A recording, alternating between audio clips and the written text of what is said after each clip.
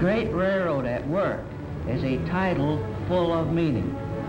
The mightiest machines produced by human ingenuity are indeed useless unless guided and serviced by the intelligence and skill of man. We are, of course, very proud of our mechanical equipment, but we are prouder still of the men who keep it running.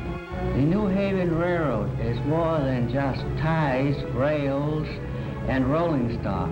It is primarily people whose skill, devotion, courage, and strict adherence to the finest railroad practices have made possible its record of safety, efficiency, and progress. Right, Mr. Palmer. And now let's have motion pictures take us behind the scenes of a great railroad at work. We'll see two general phases: railroad operation and railroad maintenance. Trains are of two kinds, passenger and freight. Let's begin with the passenger. The locomotive backing into the yards to pick up the cars of the Yankee Clipper. The cars, meanwhile, have been made ready for the passengers, and having them clean and sanitary is Rule A in the art of railroading.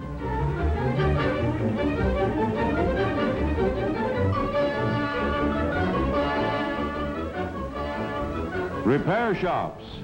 Here, passenger coaches, dining cars, and grill cars are brought to be repaired or rebuilt.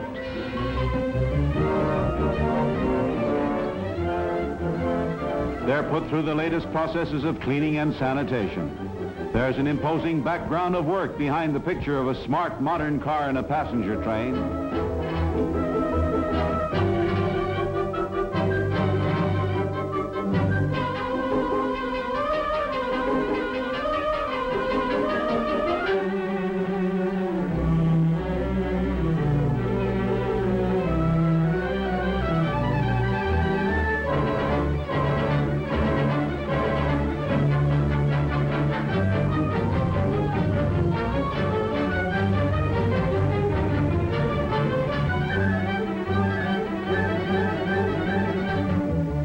Sealing of car windows. And here we find a device of technical science to enable you to see better as you gaze at the scenery. Each streamlined window consists of two panes of glass held apart by rubber spacers. These rubber spacers seal the inner surfaces of the glass against the outside air.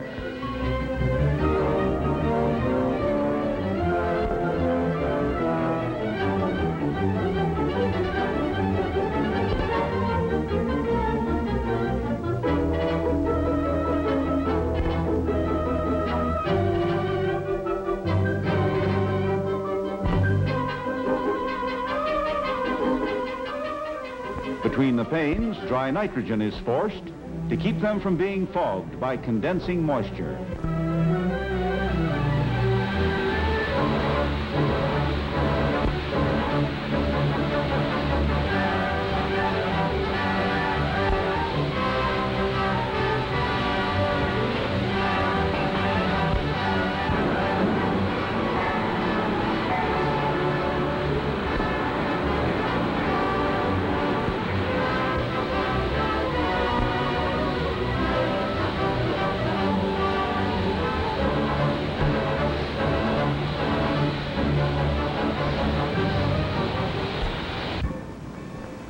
Into the yards backs the locomotive to pick up the cars.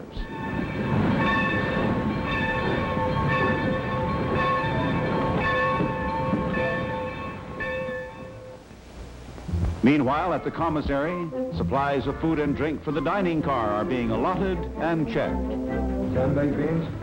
Check. 4 tomatoes? Check. 6 porridges? Check. 6 figs? Check. 1 Rhine wine? Check. 2 palm wines? Check. 12 Manhattans? Check. 12 martinis? Check. Right. North.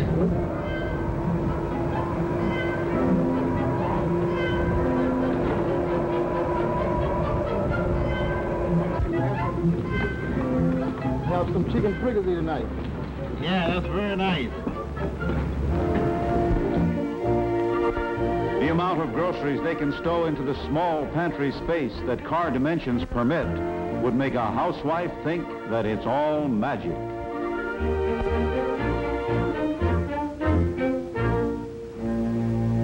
But then, as the ponderous locomotive backs gently and is coupled to the cars, we may reflect that there is a lot of magic in a railroad. The clipper pulls out of the yards on its way to the station. Everything timed to the second.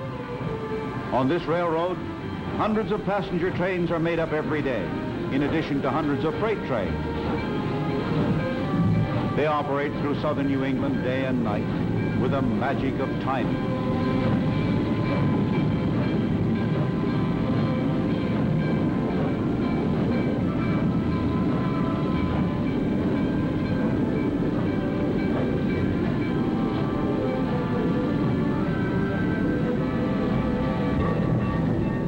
Strange geometries of tracks in the yards, and the number of switches there calls for deft and intricate manipulation.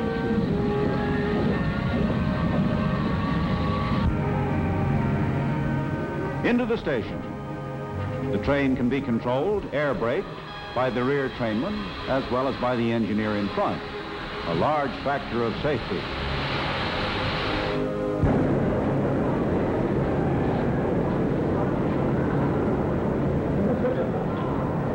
South Station in Boston. The old familiar scene, and never without a thrill. Passengers going to a train.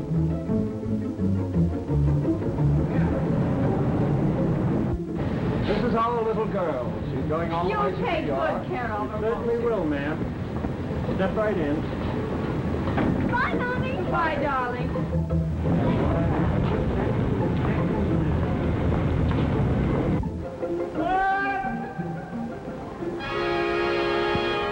Hey, wait a minute!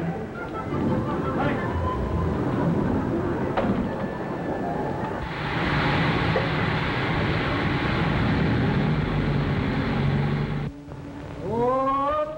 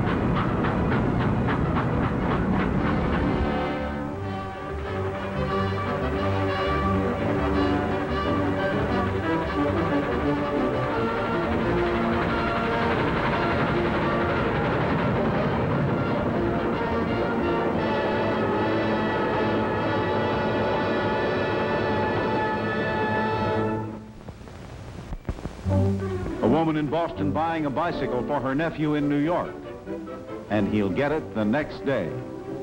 This takes us to the subject of freight trains. Shipments of freight are in two classes, carloads and less than carload lots. Delivered to the freight depot and recorded with a waybill, the boy's bicycle is stowed safely and securely for the trip. There's an art in stowing all sorts of freight securely in a car, and also in switching the cars through the yard. The powerful diesel switcher is the last word in this type of modern mechanism, one of the busiest of workers in the realm of railroading, practically a 24-hour-a-day worker. A new coordination of rail and highway transportation is seen as they load a trailer onto a flat car. The trailer has picked up packages from all over Boston to be distributed in New York. Ordinarily, the tractor pulling the trailer would have made the trip to New York by highway. But now the trailer is securely fastened on the flat car and then carried to the metropolis. This avoids a truck trip to New York, a large saving of gasoline and of rubber tires. Mighty important in these days of wartime shortages with rubber tires rationed.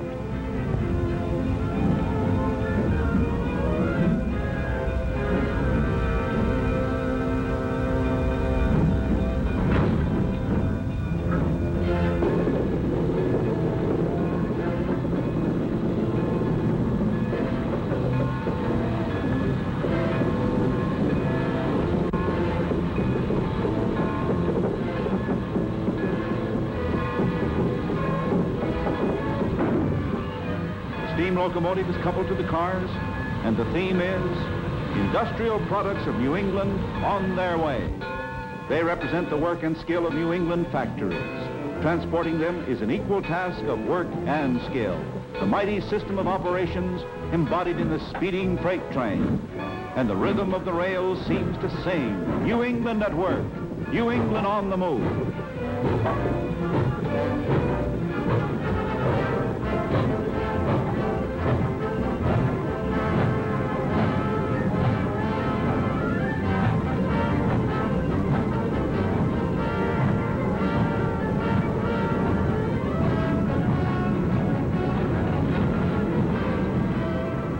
A signal tower, which trains to and from New York will pass. One of many sentinels of safety. Vigilant alertness 24 hours a day. When a train passes, the signalman flashes the report to division headquarters. Groton West 177 by at 2:15, engine 1404 with 13 cars. Line up on track 1 for the Clipper.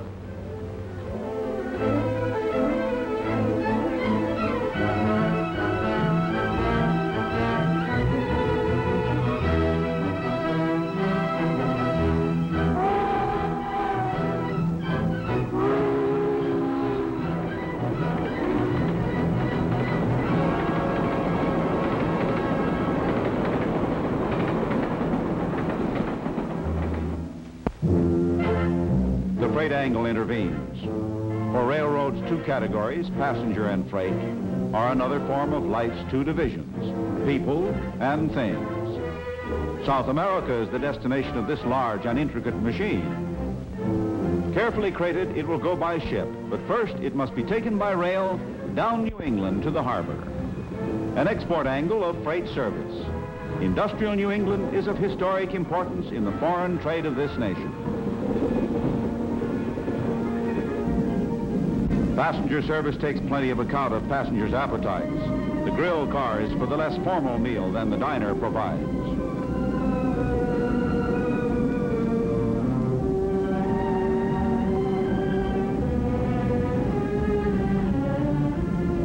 Thank you. Items 1, 2, 3, and 4 correspond to those up on the board.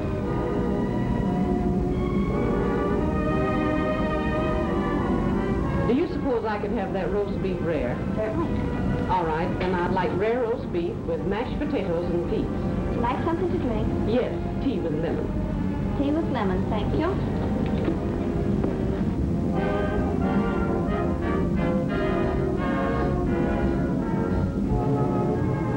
The dining car is a place of leisurely luxury, regaling yourself while the passing scenery provides entertainment.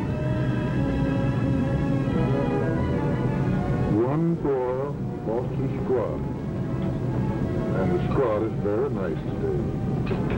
One French fried potato, one lettuce and tomato salad, one coffee, one apple pie. How's your Boston scrod, French fried potatoes? Coming out.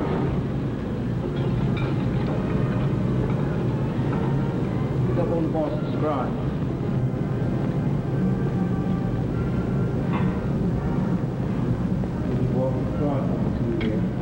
Thank you, Chef. Cup of soup, please.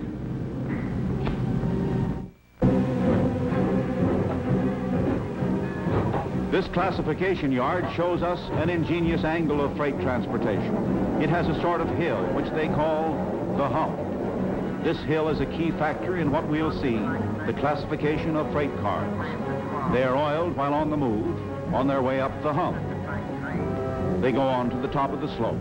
The purpose of all this is to classify incoming trains so they can be reassembled as other trains, each to go to a different destination.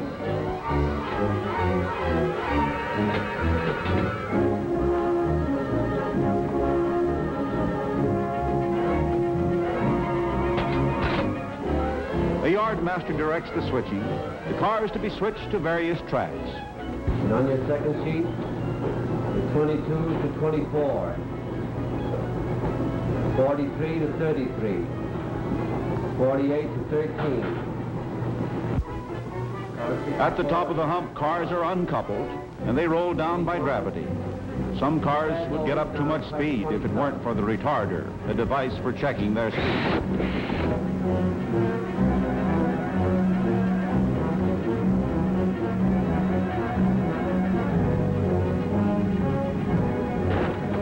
One ep3 car. In the retarding tower, the speed is governed, electrically controlled. Switches direct the cars to the right tracks, where they join other cars to make new trains for other destinations.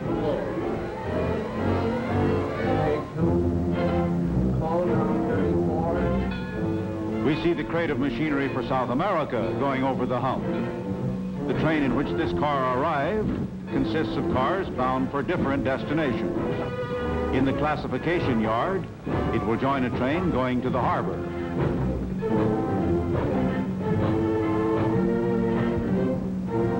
Less than carload lots are reclassified at this LCL transfer.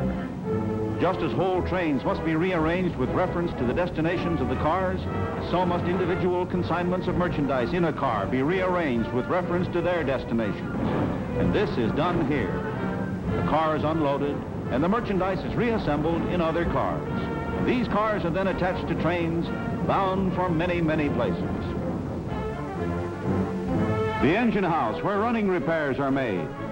We see another phase of railroading, maintenance of equipment. There are light repairs made at many points on the railroad. And there are heavy repairs which are made in a great locomotive shop.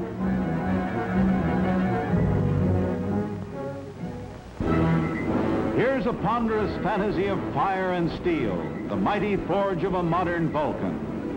All locomotives are overhauled periodically. Each one, after going from 120,000 to 400,000 miles, is sent to the shop for a complete overhauling.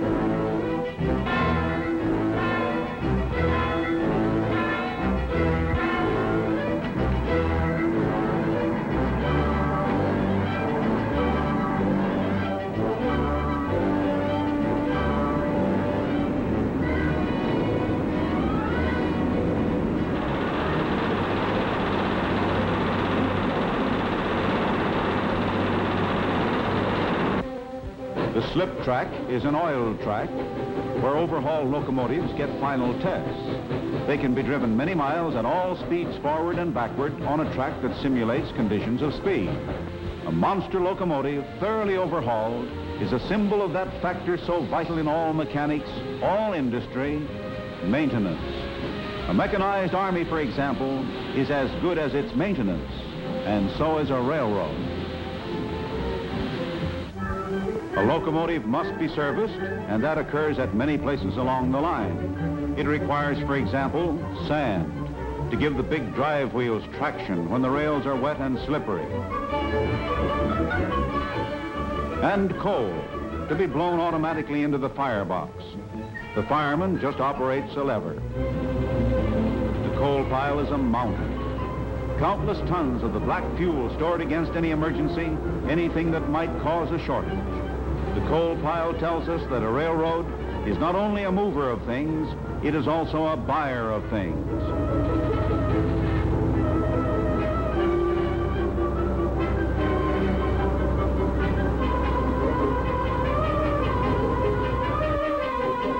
This we see vividly at one of the warehouses, stocked with shovels, brooms, locomotive and car replacement parts, tools for track, shop and building maintenance, signal equipment, and countless other miscellaneous items a railroad needs. Ties go with rails as ham with eggs.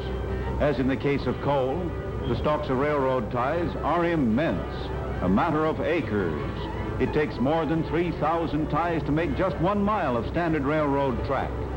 Lumber to hold up steel, and oil for fuel, for every sort of lubrication, and for paint.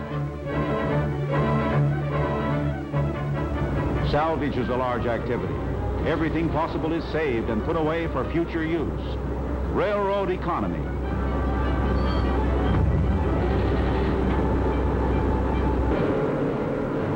Laboratory tests for all vital materials purchased by the railroad. Metals, for example, are subjected to exacting tests. In the chemical laboratories, the magic of modern alchemy is applied to the checking of the materials in the interest of safety, efficiency, and economy. And there's research here to find new things, new combinations, new ways of applying chemical science to railroading.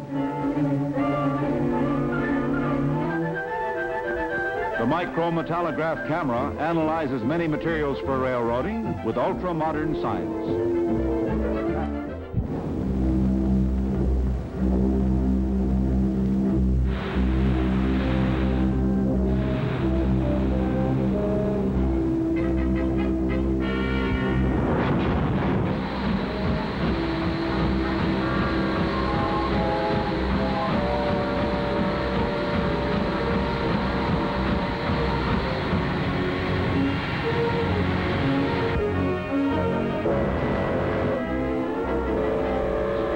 Ponderous power of steam and steel, taking a treasure store of New England merchandise into the night. The night freight calls our attention to an element of time, the bright time of day, and here's the dark time of night. Railroading is on a 24-hour schedule. Despite the elements, and never mind the weather, be it fair or stormy, hail, sleet or snow, the night freight must go through.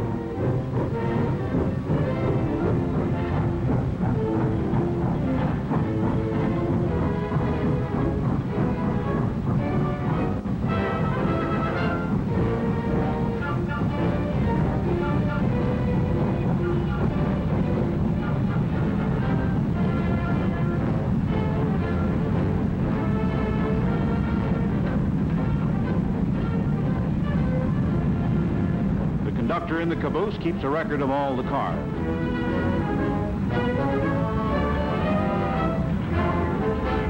And the night freight seems to sing a song of work, a song with the refrain, every day, 24 hours a day.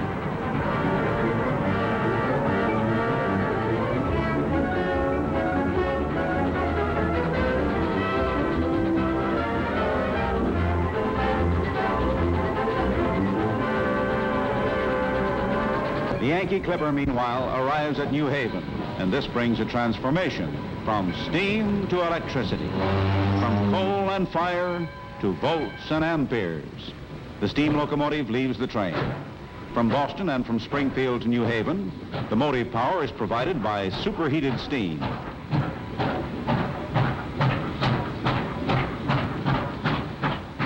Then for the remainder of the run, the energy to drive the wheels is provided by dynamos. The electric locomotive is a thing of streamlined efficiency, a monarch of high tension. Electricity has been a comparatively recent story in American railroading. It began in 1895 on the New Haven Railroad, which pioneered in overhead high-tension lines.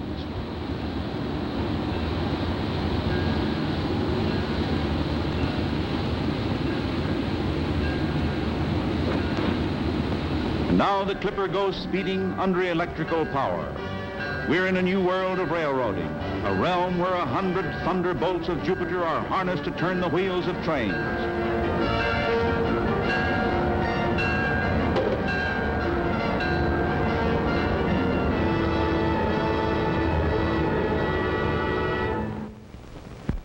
The sources of electric power are coal and steam. And at this railroad-owned powerhouse, the boilers are 60 feet high. The heat meters register 2,000 degrees, generating steam with a pressure of 300 pounds to the square inch. Powdered coal blown into the furnace and burning in suspension in the air.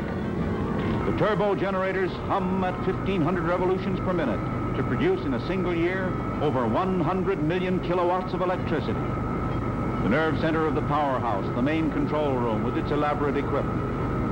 Here, watchful eyes check the surge of power through the overhead lines, railroad power.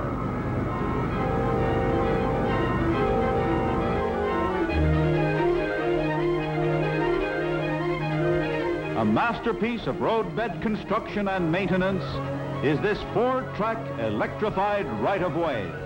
Over it pass between 600 and 700 trains a day.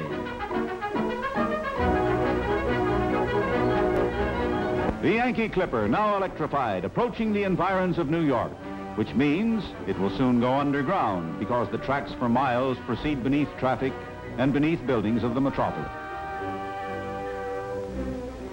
We pass into a subterranean world, a signal tower underground.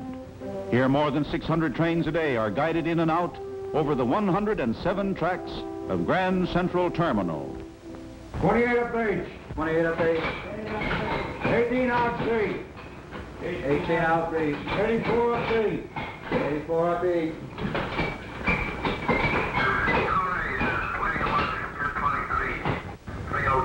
Put them on the outbound tower C.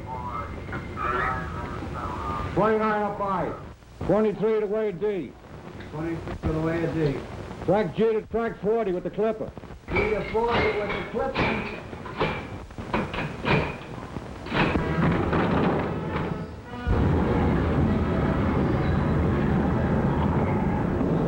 On time, as the train board indicates.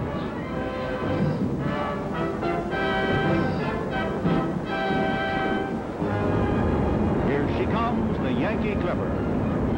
It's coming on the upper level. There are 2 levels of underground tracks for the trains that carry 42 million passengers in and out of Grand Central Terminal every year.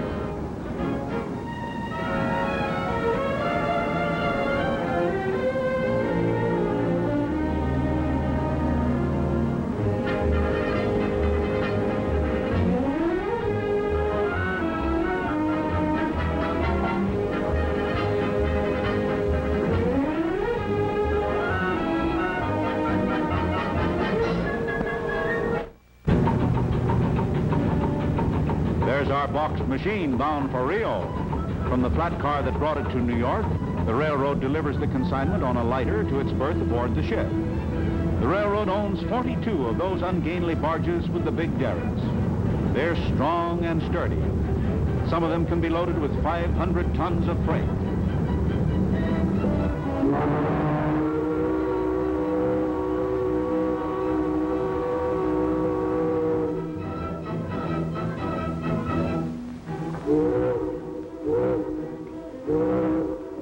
What about the tugboat? It's also railroad owned. The railroad owns 13 tugs. They're famous throughout New York Harbor. The railroad owns and operates many other pieces of marine equipment. And so the case of machinery is on its way to be stowed aboard ship, and then south into the tropics, past the equator, to be put into service in the land of the Amazon. New England machines to modernize latitudes of jungle green.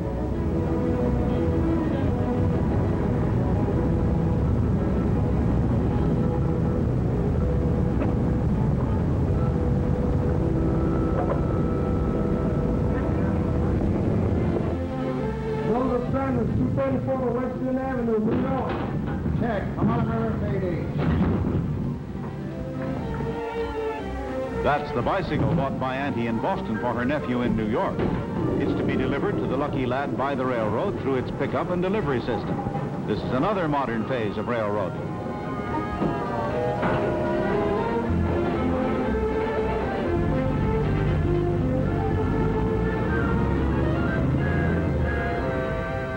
This is a water gateway for the interchange of freight cars between railroads. New York, the East River. When freight cars from New England are destined for points outside of New England, they may come here. They're to go over the lines of other railroads. And how is the transfer affected? We see a water phase of operation that you might not readily associate with a railroad. A car ferry, and the dock apron can be moved up and down to follow the tide. The car float arrives with cars from the New Jersey side. They're from points south and west and are destined for New England. Raw materials for the industries of New England. And the car float is locked to the dock apron.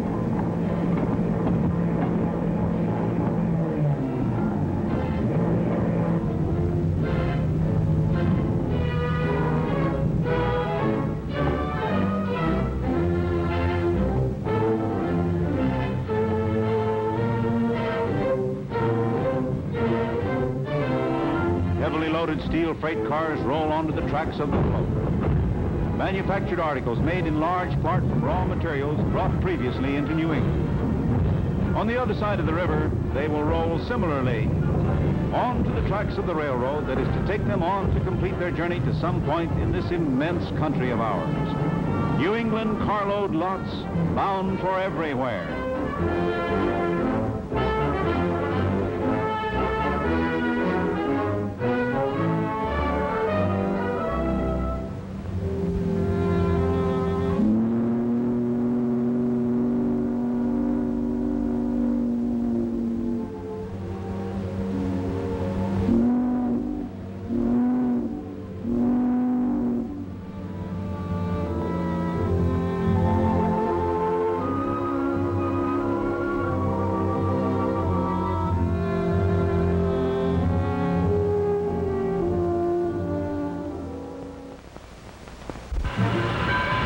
This is a New Haven Rail Gateway up in New York State.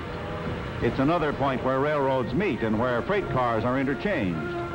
Those are cars loaded with merchandise for New England, raw materials, and perishable food. Packing house and dairy products from Chicago and Kansas City. Oranges and grapefruit from California and Arizona. Onions from Texas. Meat from Sioux City.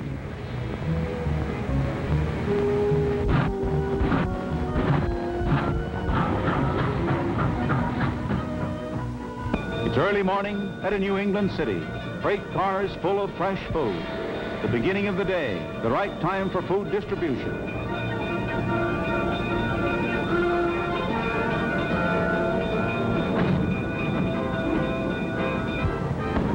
After cars are unloaded, they are pulled into the yards for inspection. Here a string of them are going to the yards to meet the keen eye of the inspector. Cars are carefully inspected at regular intervals.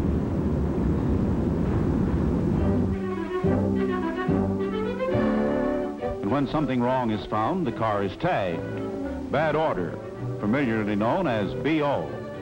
The car then goes to B.O. Brown's yard. Those are his real initials, appropriately. In the yard, light repairs are made. For heavy repairs, freight cars are brought to the back shops here. Wheels are pressed off the axles by the application of enormous pressure. Hundreds of tons. After being repaired to exacting standards of safety, wheels are pressed back onto their axles under pressure. No bolts or screws needed to keep the wheel securely in place. Just that enormous pressure.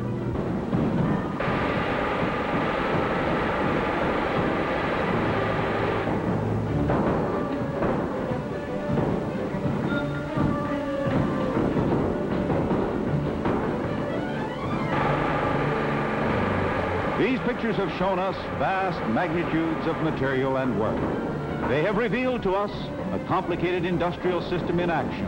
a system of many interlocking parts, operation and maintenance, passenger and freight, carload and less than carload lots, steam and electrification, light repairs and heavy repairs. All these coordinated with a perfection of timing, the many parts working together harmoniously, a giant clockwork of transportation, an American railroad. All this is typical of the industrial genius of America. It is an example of that world-important thing on which this nation and our brother nations must rely in a perilous war of worldwide scope.